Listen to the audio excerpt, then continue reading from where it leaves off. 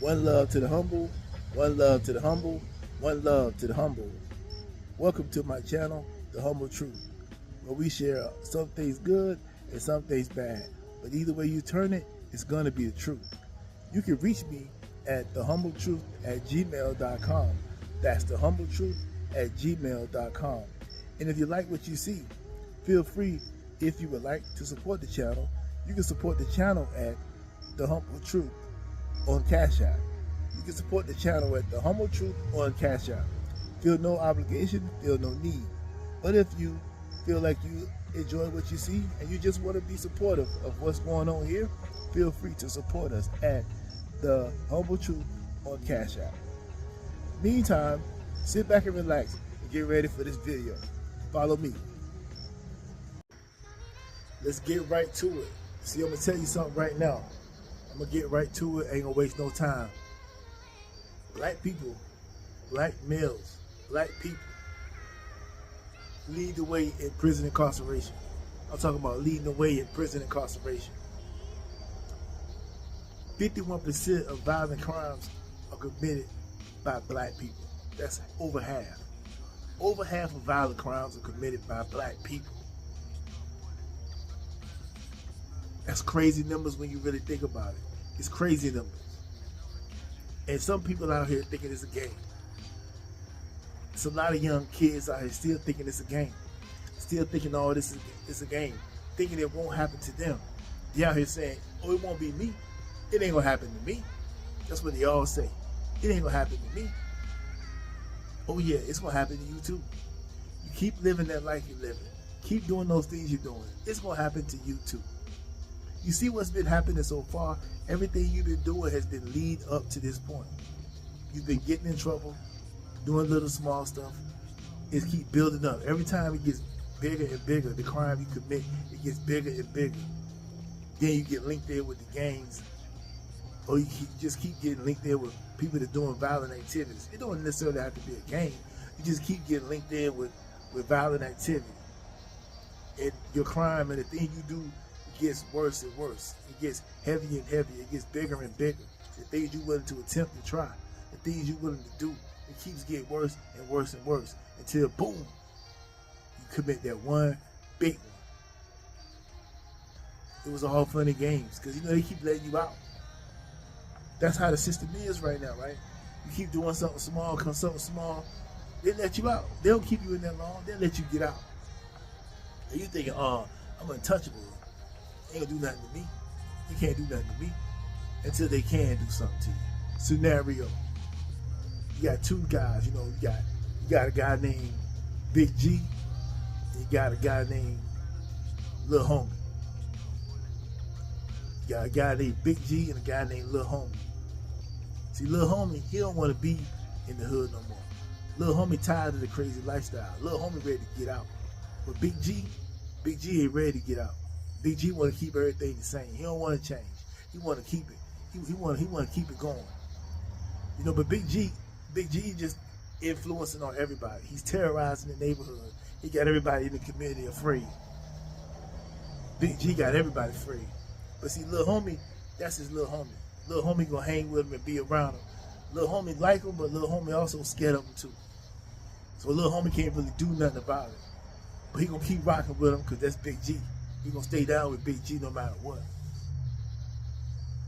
But Lil Homie want to do something different. He want to change. But Big G keep on, applying the pressure like, nah, man, we ain't gonna change. We gonna keep on rocking like this. And, Lil Homie looking that he ain't got no money. Things ain't looking too good. They living in the hood. He looking for a way out. But see, while Lil Homie was at school, the recruiter came through and said, yo, I can get you up out of here. You can join the military. That's what he told Lil Homie. And Lil Homie's like, I can get up out of here. I can join the military. He's like, yeah, you can join the military. You can pick the job you want. We can have you out of here in a month. You can be gone. You be getting paid. You get your ATM card. You get insurance. You get medical. You get all these things. You could be gone up out of here and start your life. It was really enticing to Lil Homie. He was like, that sounds like something I want to do. So he said, well, maybe I can go back and tell Big G, and Big G would be willing to do the same thing. Maybe he'll be willing to follow suit, so we all can get up out of here, go change our lives, and become better.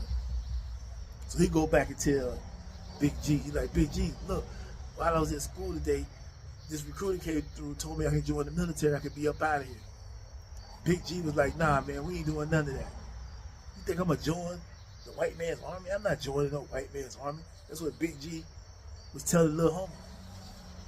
He was telling me he ain't joining, man, I ain't doing that. You think I'm crazy? I ain't joining no, I ain't doing that. Little homie was still like, he ready to do it.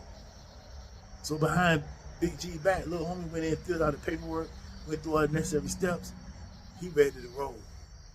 He ready to get up out of there. Because they broke. They ain't got nothing. Little homie want a different life. He want to change his parents' life. He want to do everything to get up out of there. But Big G don't want to do that. He want to stay. He said, Big G said he dedicated to the hood. He staying in the hood. He never leaving the hood. He love the hood. He represent the hood. That's what he said. So he kept on dibbling and dabbling. Little homie took off. He gone. Big G still around the way. Big G did a petty crime, a petty robbery. A couple of months later, he did a petty robbery. Got caught. He downtown in the county. Little homie come back. He done his basic trade at AIT. He came back. He see Big G in the county locked up. Come to visit him, come to talk to him. Big G was like, yeah, man, I'm getting out tomorrow. If you bailing me out, man, I want to hang with you and see. So he came out, hung with him, saw him, kicking and everything. Little homie realized Big G ain't changed. He's still doing the same thing he was doing when he left. Still ain't got no money. He wanted little homie to give him some money. Little homie gave him some money. But little homie got a nice car, got everything. He ready to go. Little homie done left again. Little homie is 19 years old. Big G is 21 years old. Little homie take off. He going on about his business back to his army career. Big G saw that, but Big G didn't want to join. So Big G decided he gonna rob somebody, take their car, take their money. So Big G walking down the street one day, he see two people sitting in a car. Nice Mercedes. He was gonna take it. So Big G already got a record, but he don't care. He's just out on bail, but he's still gonna do something wild. Big G go up to the car, pull out the gun, point it at him. Hey, give me everything you got. You know what it is. Give it up. Dude like, I ain't got nothing. I don't have nothing. Big G shot him. Boom. There's a lady sitting in the passenger seat. She screaming and yelling. He's like, give it up. Give me what you got. She ain't got nothing. He shot her in the head. Boom. The driver didn't die, but the passenger died. Go through the process. Big G get locked up. Big G get locked up. Now he's down back in the county again. Plus he was already on bail for the other robbery he committed. Now what? They gotta go. It's going through a real trial. It's getting for real. They add on that other charge too. After the trial, everybody go up there and do their statements. The victims, the family. Big G was tough in the neighborhood. He got everybody scared. He terrorizing. But then here it's no longer, he ain't terrorizing nobody no more. Now he crying. Big G crying now. Can you believe it? He's up there crying like a baby, boo-hooing, asking for forgiveness. Please, can you forgive me? But ain't nobody hearing that. Big G just 21 years old. Here comes the verdict. The judge says life without parole. Life without parole. That's what the judge said. Big G breaks down crying. Because he knows his life is now over at 21 years old. He's going to spend the rest of his life behind bars. He ain't ever hitting the streets again. Ever hitting the streets again. At 21 years old, he's gone. He is gone. Possibly he can live to be 80 years old. He's 21. He can live 60 years in the prison system. never seeing the streets again, never having a girlfriend, at least the kind you want, never having kids. His lineage stopped with him. Never eating at McDonald's, never having Burger King, never going to sit in a nice restaurant again, never sitting in the comforts of his home with his family, never having his own bathroom again. He's going to be sharing one with somebody else for life. He's never going to have the comforts again. All the things that he was able to do, move freely on his own, go where he wanted to go when he got ready. That's over. He's going to be now told what to do for the rest of his life. Because he got life without parole. They gave him life without parole. All because he couldn't join the white man's army. He couldn't do it. He had to go back to the streets. He had to stay loyal to the hood. He had to stay loyal to everybody around him. He had to keep terrorizing and show everybody he tough. But all his toughness was out the window when he was in that courtroom. The white man's courtroom, that is. Now he's in the white man's prison system for life. But he couldn't join the military. He couldn't do nothing positive. He couldn't change his life around. Because this day was coming. Because he was doing little things every time it got bigger and bigger and worse. He couldn't change. He had to stay a criminal. But see, what criminal activity will lead here.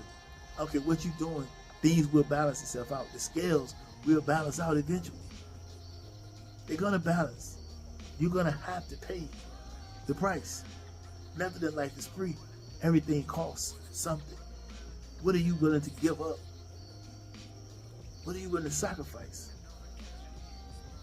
What are you willing to sacrifice for it? You willing to sacrifice for something good or something bad? But you're going to have to make a sacrifice. And it's coming to you if you don't change your lifestyle. And if you know somebody who's living this crazy life, do everything you can to convince them otherwise. But if you can't convince them, you let them go. They're going to just have to pay the price because it's coming. Their time's going to come, but they're going to have to pay the piper. When they tell you life without parole, it's over. Life as they know it is going to be over. And if you one of the people that's out here doing that, you watch this video, when they say that, your life as you know it is over. No more comforts. No more anything you see out here. It's going to only be what you hear about. And imagine in 40 years what life's going to be like. All you're going to know is what was going on when you left. It won't be that way no more. It'll be a totally different world. Everybody's going to forget about you. You would not even exist anymore. All the people you know would already have passed on. Nobody would know you exist. You just in the system. There ain't going to be nobody out here for you. As the generations go along, they won't even know who you are. You'll be non-existent to anybody out here in this world after you've been in there for 60 years. You leave nothing behind but memories. Think about it.